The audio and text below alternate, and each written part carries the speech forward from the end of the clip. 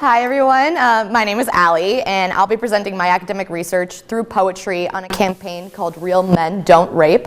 I just want to give a quick blanket statement. I'm going to be talking about some triggering material, so if you feel the need to walk out at any time, feel free. You're completely welcome to do whatever you need to do to take care of you. So, I think one thing that I should start off by talking about is just what is rape culture, because I think that we talk about it a lot, but I don't think that we define it a lot. So it's exactly what it says. It's any society or environment that shows prevailing social attitudes that trivialize or normalize sexual assault and abuse. So any of this could be like rape jokes or songs like Robin Thicke's Blurred Lines saying, "I know you want it," and phrases like, "Man, that test really raped me." All of those things normalize and trivialize sexual assault and abuse. One of these things, too, is also victim blaming through what they're wearing or what they were drinking or where they were at. So the definition I grabbed is from domesticshelters.org, and that's from a couple of days ago. And so that was the definition that I used in my research to really, how is Real Men Don't Rape? How is that adding to rape culture or detracting from rape culture? So the Real Men Don't Rape campaign was brought into light in 2009 by Charlize Theron. Through an ad going around featuring her. It's still circulating today. This picture was grabbed from 2017. And basically what the campaign is trying to focus on is male-perpetrated sexual assault or abuse. So this could be female victims or male victims. And they're not really looking at the appearance of a real man, but rather the true character of a man, which is kind of where the campaign gets a little fuzzy, because what do they mean by true character? And what I grabbed from my academic research was that the true character means like that of a normal man, of an upstanding citizen, someone that you would know in your everyday lives that is a good person, that you view as a good person. And that can mean a lot of things for a lot of different people. So that's kind of what they were going for with the true character of a man. They want people to keep in the back of their minds that when they're making the conscious decision to give consent or to listen to consent, what would the good person do? And that's kind of what the campaign was going for. So through my research, I found that there were two problems with the campaign. The first is the monster myth, which I'll get into, and then the monster myth also results in disbelief of the survivors. So the monster myth is this idea that all rapists are unknown, strange monsters. And I think this stems a lot from our textbook connotation of what rape or sexual assault looks like, which is the dark alleyway, the stranger that you don't know, being taken advantage of at a party or at a concert, and having a lot of physical symptoms of abuse. And while that is a prevailing type of sexual assault and rape, there's also another side of it where 93% of juvenile victims knew their perpetrators. So that kind of gets away from this textbook connotation of stranger in the alleyway, someone that you don't know at all, and only 7% of perpetrators were strangers to their victims. And this was a statistic pulled from Department of Justice in 2015. So the monster myth kind of prevails in our way of talking about sexual assault. It also results in the trivialization of people's own experiences with sexual assault, of them normalizing it or downplaying their sexual assault because it wasn't abusive enough, it wasn't traumatic enough. And these are things that survivors have been saying for years because of the monster myth. And the Real Men Don't Rape campaign really furthers the monster myth by saying like real men. By calling them real men, then that gives more weight to this idea of an unknown, strange, scary monster. And takes away from the real men that are sexually assaulting people, the real women that are sexually assaulting people. And so with the monster myth comes disbelieving survivors. And this is probably where the issue stems out the most. It results in the disbelief of survivors due to the normalcy of the perpetrator. So by saying it's only unknown, strange monsters that are sexually assaulting, the people that are in our everyday lives, which is a scary thought, that have sexually assaulted someone, are being normalized and they're getting away from punishment because of their normalization. And with survivors too, like I mentioned before, it's really easy for victims to downplay their own sexual assault if it's someone that they know in their everyday life, because that person has been normalized in their eyes. That person is seen as a person of good character in their lives. But really, it gets back at this idea that consent and listening to consent is a choice. And every single person is capable of making that choice. So by normalizing a perpetrator, we're allowing them to get away from the punishment and also the choice of listening to consent.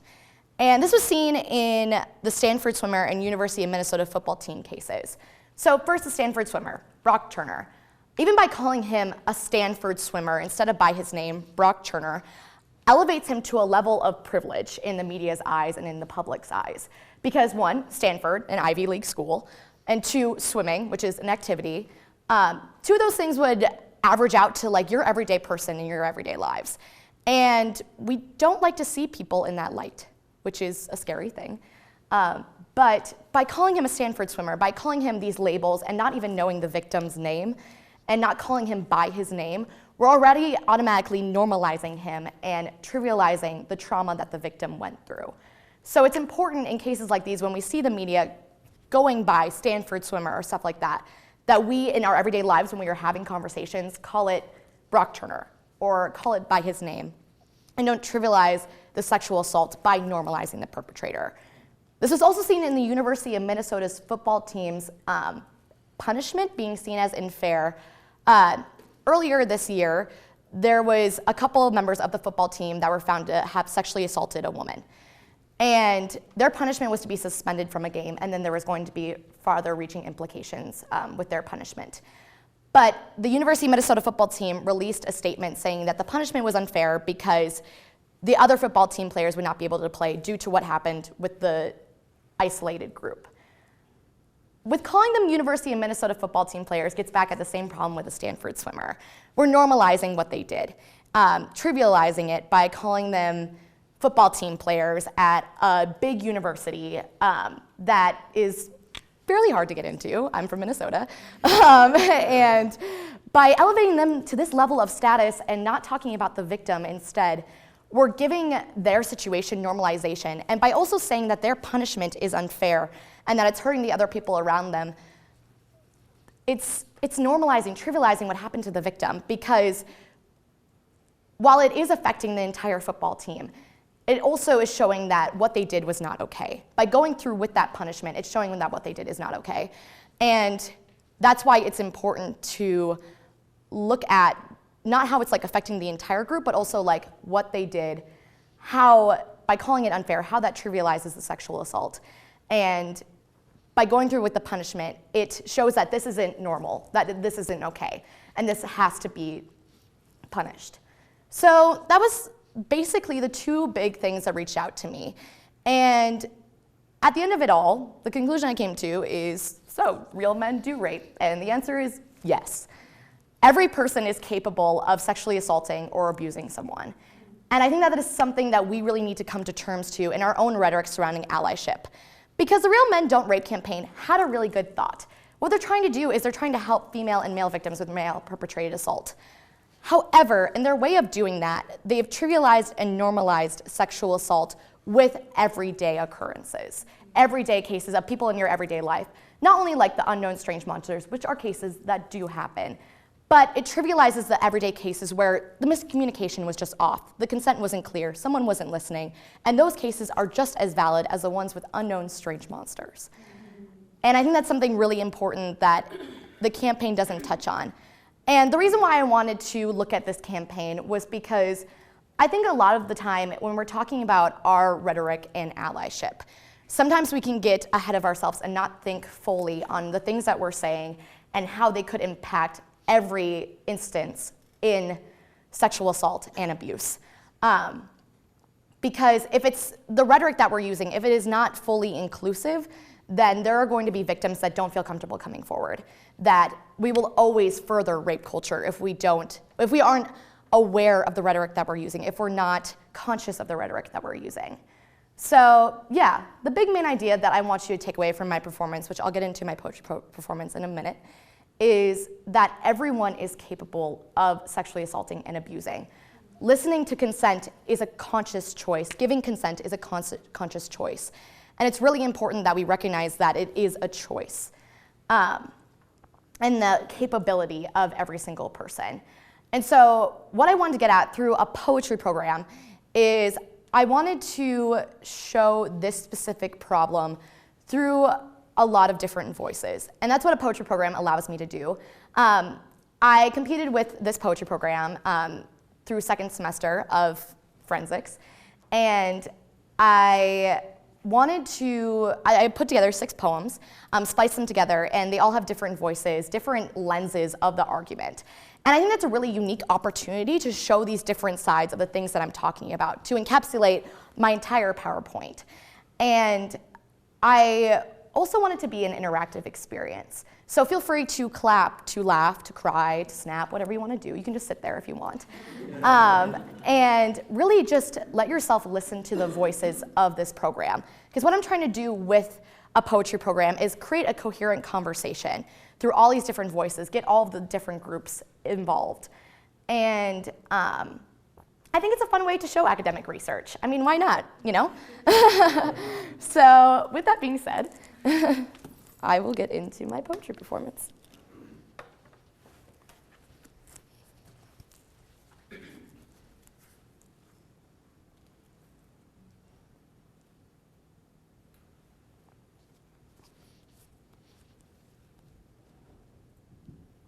There is a conversation that never happened.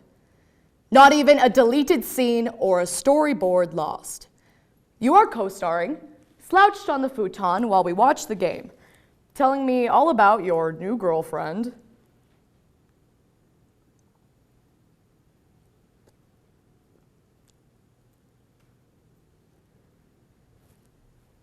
Or rather,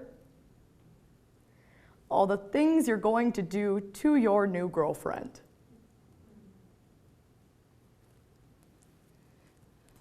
Action. I want to write a poem for the women on Long Island who ask me if I have a boyfriend, and before I can answer, say, "Don't do it. Don't you ever do it." The women on Long Island ask if I believe in monsters. And it's times like these where I wish my sentences came with receipts so that I could take back my words. Sitting at 3 a.m., I watched. The realest candidate we've ever had, according to distant echoes of a multicolored screen. And my body turns into itself, turns into what it has left as I watch the hands that took it from me. And from outside my skin, I watched my assaulter become president. Today.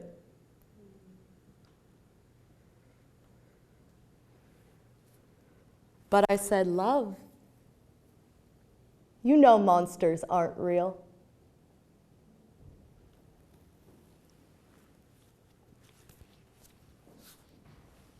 In 2009, a campaign titled "Real Men Don't Rape" came into light through an endorsement video by Charlize Theron. The campaign, which is still popular today, focused on not the appearance of a real man, but the true character of a man.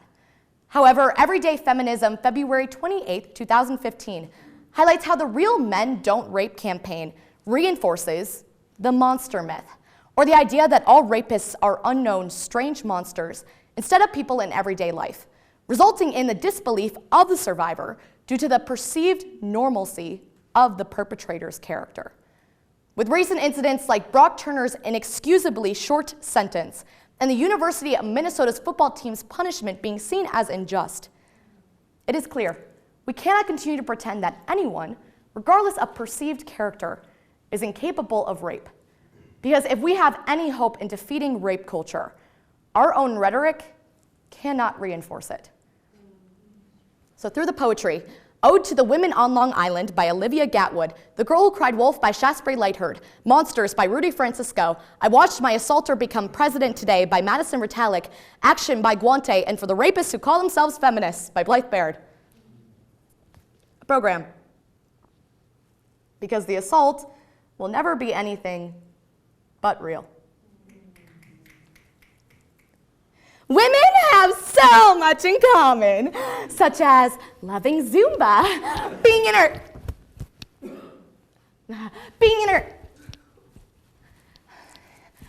interrupted, and experiencing violence. When I told my mom that her boyfriend raped me, she didn't believe it.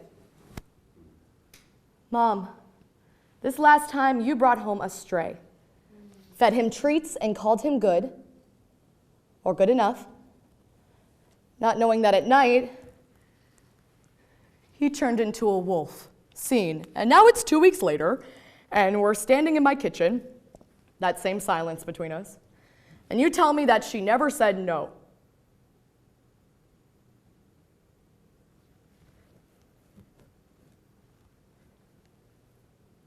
That you're not a bad guy.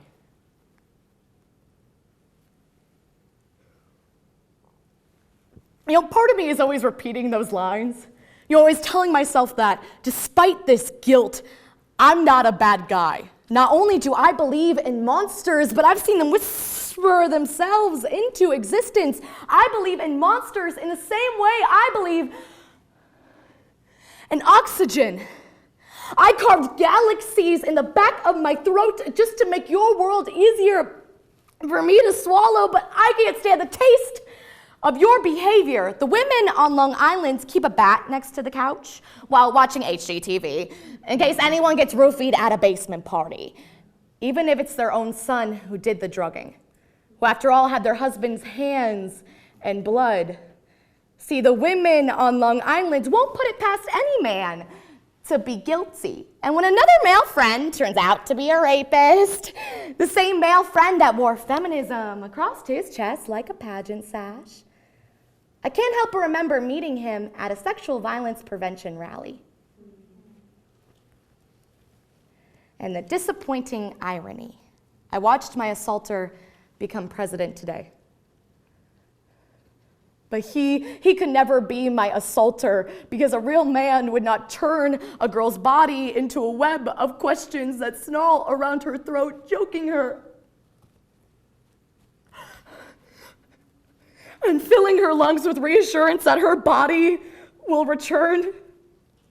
Because a real man would not take something that isn't his. The first time he made his way into my room, he tore into me because apparently I was worthy of being devoured. And when I showed you the trail of bite marks along my thighs, you looked away.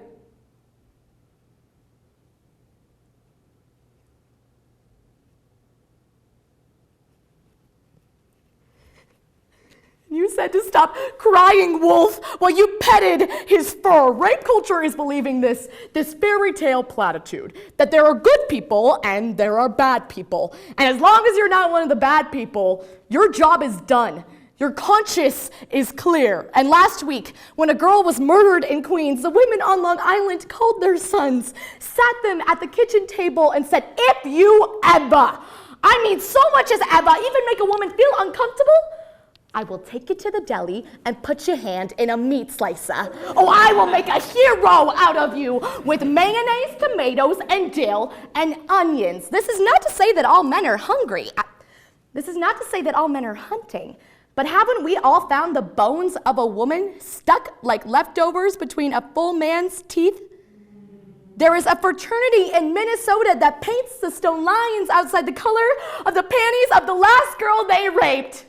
I have run out of compassion for wolves, so how big is your closet? How much space is underneath the beds you shake in the middle of the night? You stand perched on the screams of the assaulted and squeeze into costumes that fool the public into thinking you're human. I watched my assaulter become president today.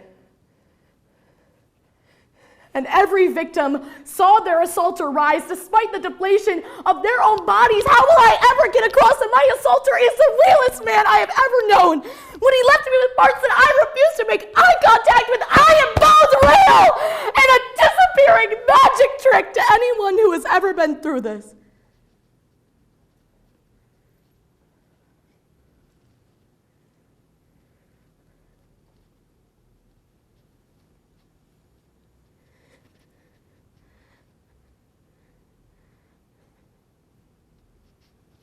I hope you are never anyone that goes through this.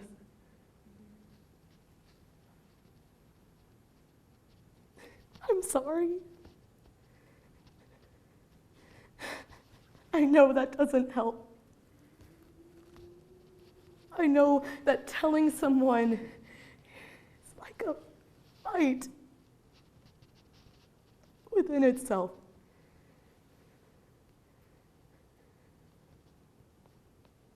So I see you.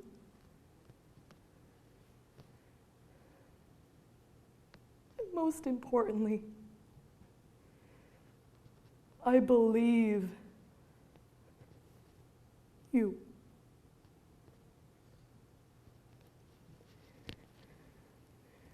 It is all of us swimming through that same polluted water of beer commercials policing masculinity and media talking heads blaming the victim. It is a conversation that never happened. And this is not an excuse for you. It is a reminder for me. How can I not believe in monsters when I know that even if I killed you, there are still millions of monsters out there who are real men?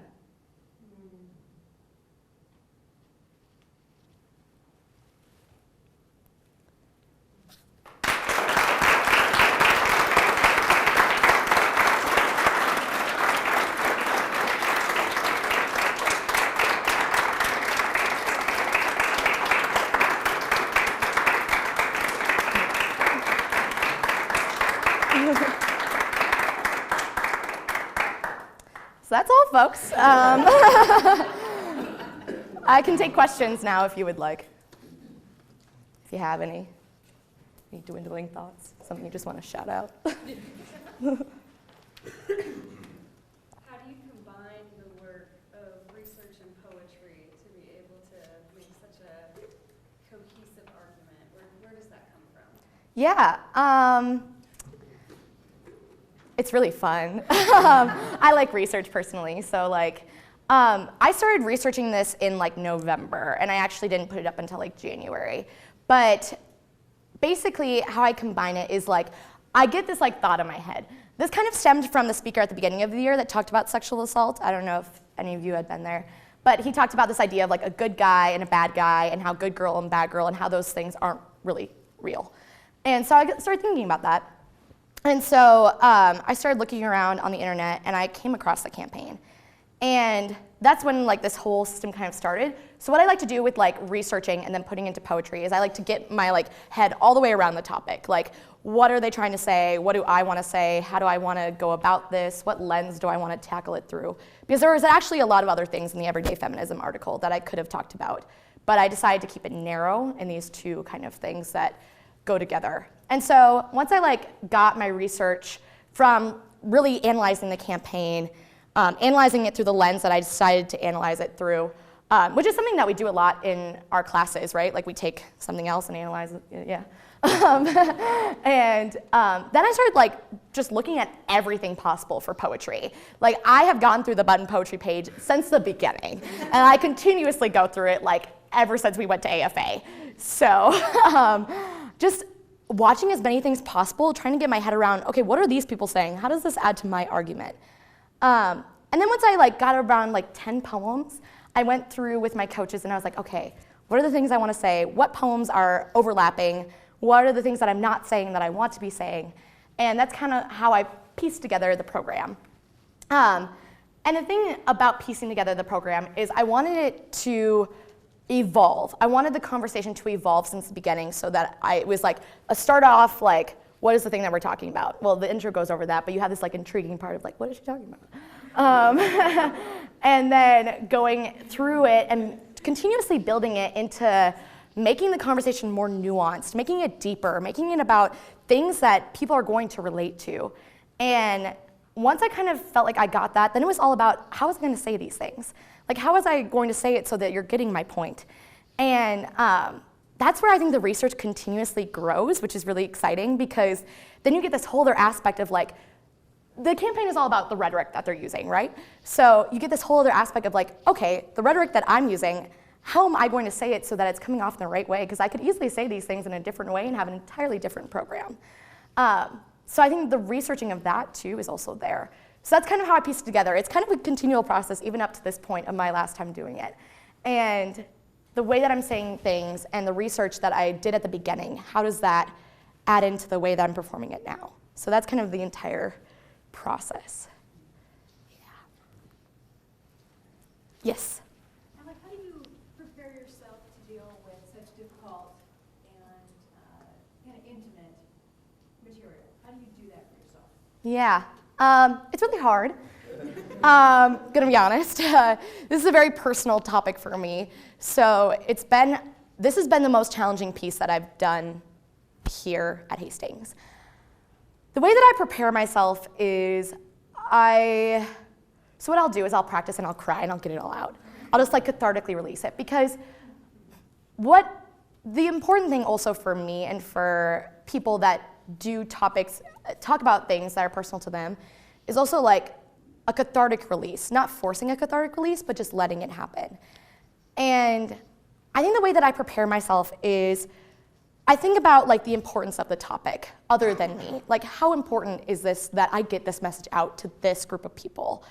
And I think that's something that a lot of my friends have helped me with, of just being like, think about how it's bigger than you. And I think making myself feel small is something that really helps me, of dwindling it not about my own ego, about my own performance, but about everyone else, who this topic is affecting, who I'm going to touch by saying this topic.